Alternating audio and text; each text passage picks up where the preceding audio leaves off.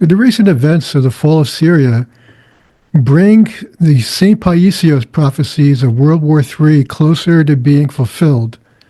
In this video, we'll take a look at his prophecies, those pertaining to Turkey, which had a key role in the recent events, and see which ones have been fulfilled and which ones remain outstanding. Also, investigate the possibility that these recent events may have brought forward fulfilling of these World War III prophecies. Now, before we start, I'd like to mention a little bit about St. Paisios. He's a Greek Orthodox saint. He has many of the spiritual characteristics and gifts that a Roman Catholic saint would have, a very holy Roman Catholic saint. So he's one that should be given respect. Also, many of his prophecies have been fulfilled. I'm not going to discuss all of his prophecies. I have another video, which I'll leave a link at the end of this video. If you wish to pursue that a little further, you can take a look at that. But I'd like to get into the recent events and how they may have contributed to the fulfilling of a couple of his outstanding prophecies. So let's take a look at the prophecies regarding Turkey. They have played a key role in the fall of Syria. And this fall of Syria, of course, happened in the month of this recording, December 2024, where the government of Assad has become exiled and has left Syria to his current residence in Russia. So Turkey, what had happened is that Turkey placed itself in a position where it was working with the United States and Israel to create and to train this group of insurgents. And I see in the press they're being characterized as rebels, and that this event is characterized also as a civil war, and both of those are not true. Many of these participants that were aided by Turkey, the United States, and Israel are not even from Syria, and many have a background of belonging to a terrorist organization. What they did is Turkey basically placed itself in a position where it's operating in a manner where it's playing one superpower against another, the United States versus Russia. And of course, Syria is a Russian ally. Now, there's an old saying that if you sit on the fence, you're liable to be bitten by dogs on both sides. So I'm not sure if Erdogan is making a wise decision in the role that he's played. As a matter of fact, and we're going to look at this a lot closer after we talk about the prophecies of St. Paisios, but I think he's placed himself in a very precarious position at home in Turkey. If you're not familiar with who Erdogan is, he's the president of Turkey, and the first prophecy that's been fulfilled regarding Turkey by St. Paisios is that the mayor of Istanbul will become the president of Turkey. And that, of course, is Erdogan, who was the mayor of Istanbul, and he became president in 2014, I believe, was the first time he became president. And he just won a re-election in 2023. So his term is set to end in 2028. And one of the prophecies that's outstanding is regarding him, and that's why he's a key figure in these events. The other prophecy that's fulfilled is he said that this mayor of Istanbul will keep the peace between Greece and Turkey, which is not easy. It's not an easy task because there's been a lot of hostility between Greece and Turkey. As a matter of fact, Istanbul itself the capital of Turkey, was once part of Greece and was known as Constantinople, and also houses one of the great cathedrals of Christendom, Hagia Sophia, in Istanbul as well. These prophecies have been fulfilled, and one of the key events that St. Paisios says will occur to hearken in the events of World War III is the replacement, and these are his words, the replacement of Erdogan, or this mayor of Istanbul that he mentioned. And I said that his term is set to end at 2028, but he did use the term replace.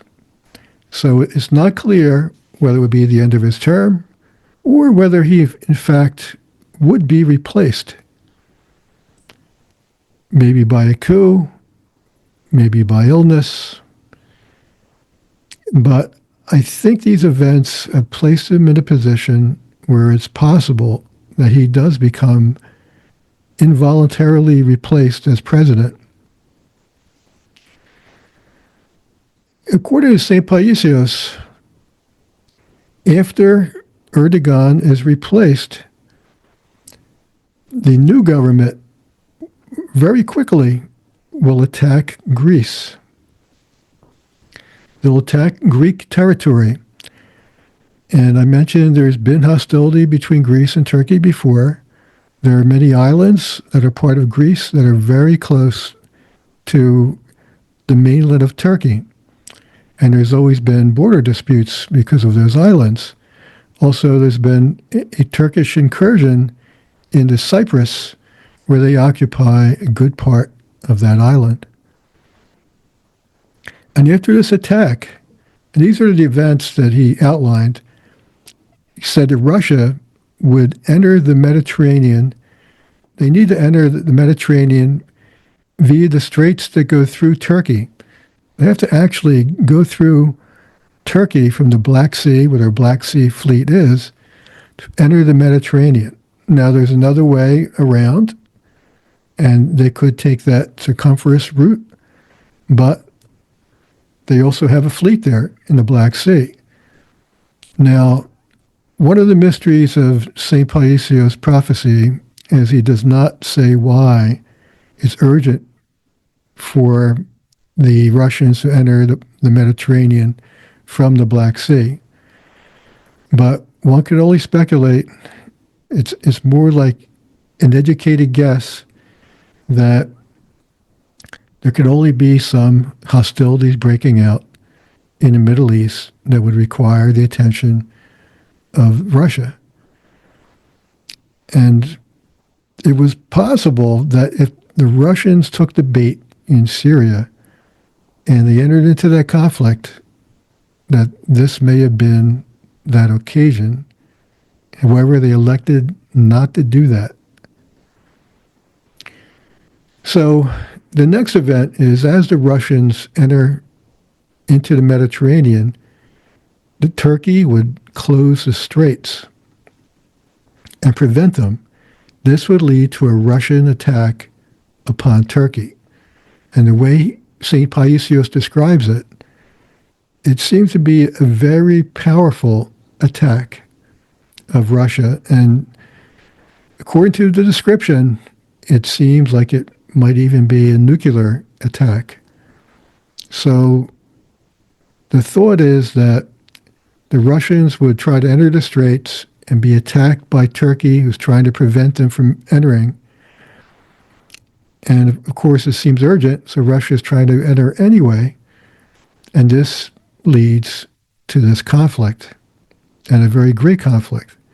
And the conflict opens up to other nations.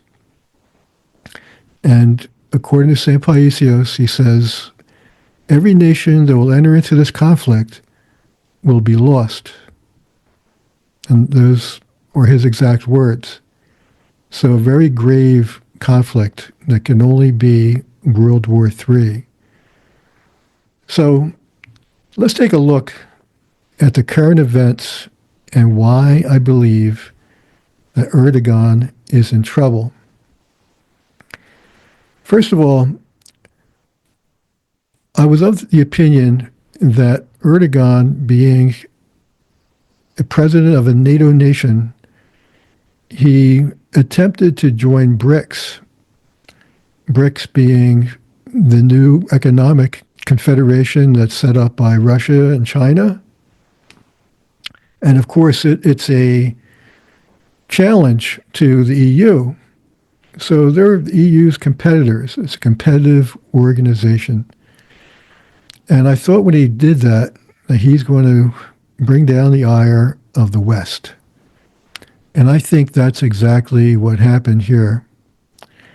I think that Erdogan was duped into filling the role that he played, a very key role in training troops, also in arming them. And I mentioned that these troops were a conglomeration of people from all over the world, and some organizations that are very nasty. And they also involved Ukrainians as well, where they were using Ukrainian expertise and experience in war to help these troops. Now, the reason why I think he's in a really bad spot and why he was duped is because I think that they were playing upon his well-known dream to renew the Ottoman Empire.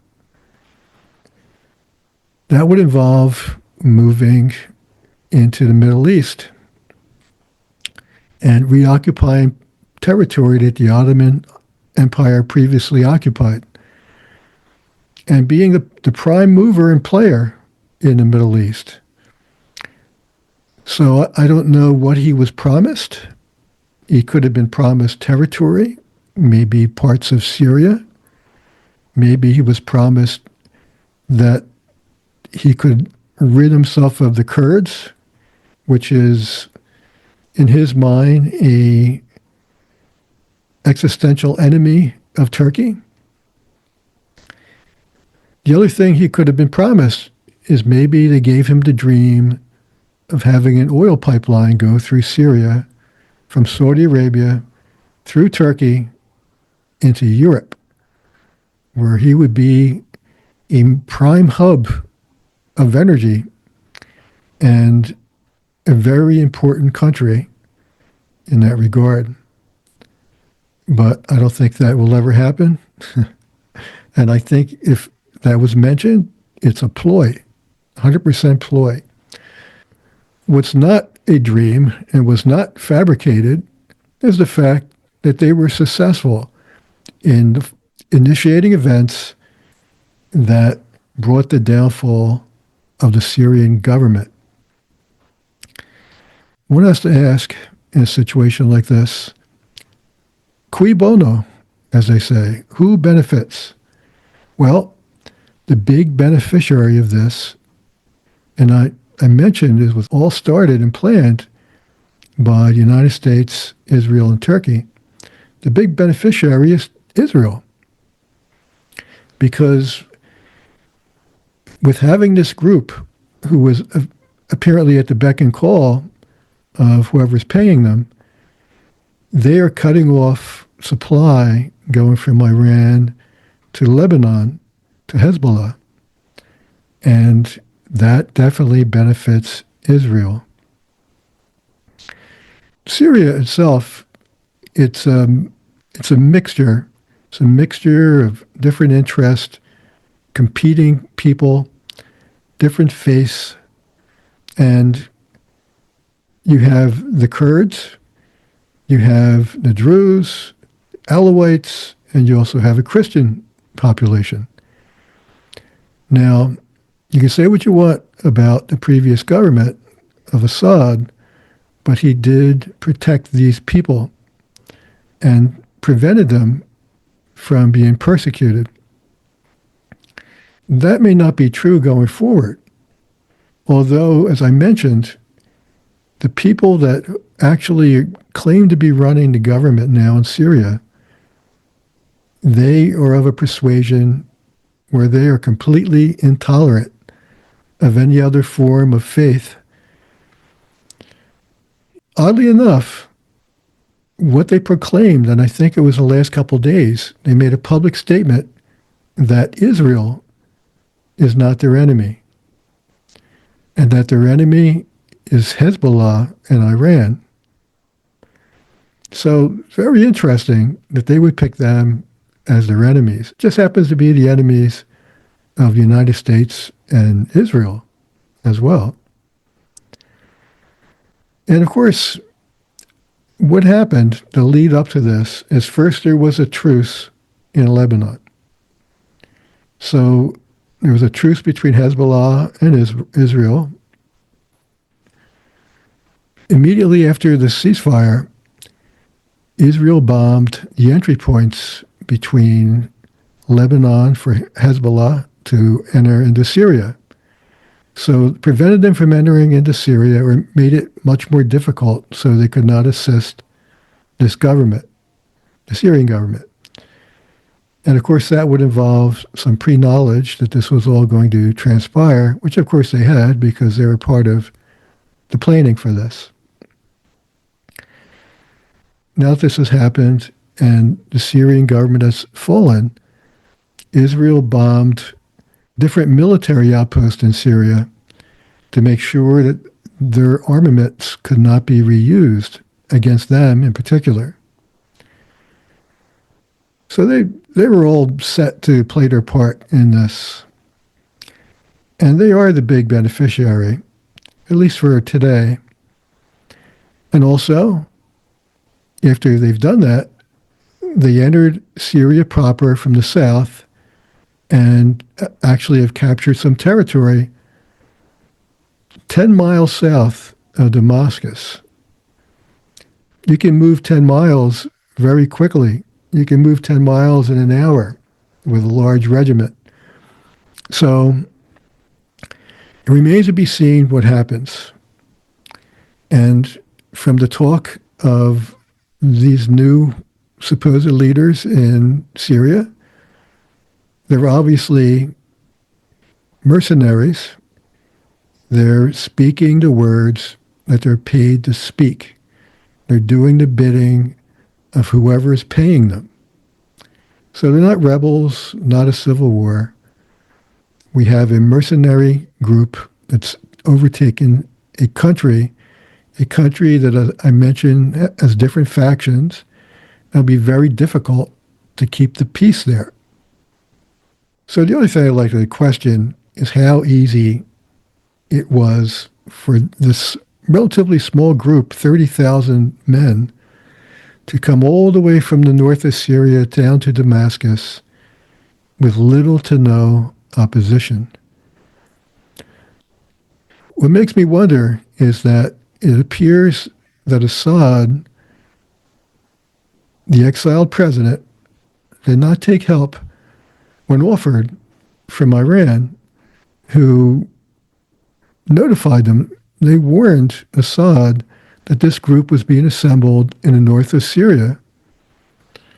It appears that 30,000 troops, they could have easily been stopped. Syria has a relatively large army compared to them, and also they're well equipped. But it appears that Assad gave the order to fall back and not even engage. Even in Damascus, his order was not to engage. And he actually negotiated a deal with this group of mercenaries before he fled the territory. So that part doesn't make a lot of sense to me. I know the arguments, I know the reasoning that's in the press and the media right now, that is. It's about that they're demoralized, the Syrian army was demoralized, they're underpaid, they're starving. I don't buy any of that. I think that's a lot of nonsense. I think that their previous experience and also performance said a lot to contradict, that description of them. Although they probably are underfunded and they probably are somewhat not maintained well. The fact that it was so easy and it was such a lopsided number that fell in front of these mercenaries makes me think that that argument just doesn't hold any water. There's something else here that we don't see, at least not yet. But in my mind, this was a trap. Now, some would say it was a trap for Russia. And I think it could have been a trap for Russia. As I mentioned, if they elected to enter into the fray, then they could have been embroiled in this war where there are many factions and competing interests. But they elected not to do that. And they didn't have troops in Syria to begin with of any number. They had people that were more advisors. They didn't have a fighting force there. So it would have necessitated them sending troops from Russia into Syria, and they elected not to take that position. And also the fact that help was offered from Iran to Syria, but Assad turned it down. It's another thing that I question. Maybe he didn't trust Iran. I don't know. But he certainly wasn't willing to fight. And for some reason, he elected just to leave Syria.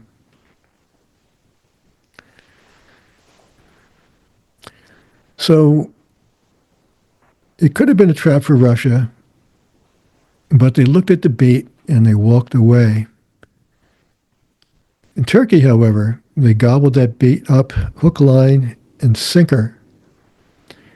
And they are the ones that I believe are the ones that have been fooled. They've been duped into engaging themselves in this war that is really a larger war between Israel, Lebanon, and perhaps Iran, and now involving Syria.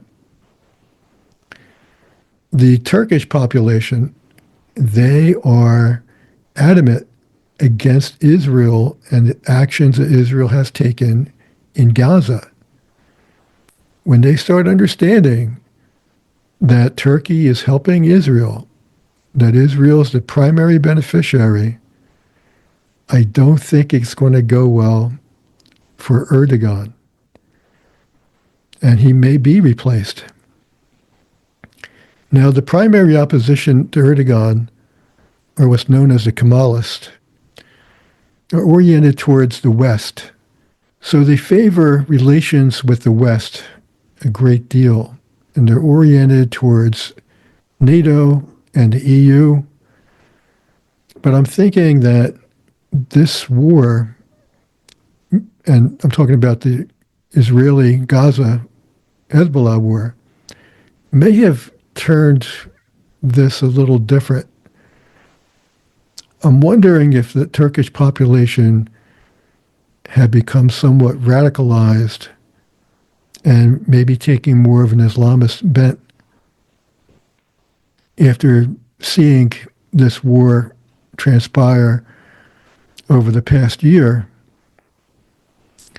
and the many civilians dead in Gaza and in southern Lebanon, and some of the actions that were taken in bombing cities and going after political figures from both Palestine and also Lebanon. I'm wondering if the Kemalists are the ones that would have the upper hand at the end of Erdogan's term or today. It makes me wonder about the prophecy of Russia going through the straits and Turkey preventing them and then being attacked by Russia it makes me wonder if what kind of government that would be. That could very well be the Kemalist, because they would be doing the bidding of the United States. So it would make sense that they would prevent them from going through the straits. But we will see.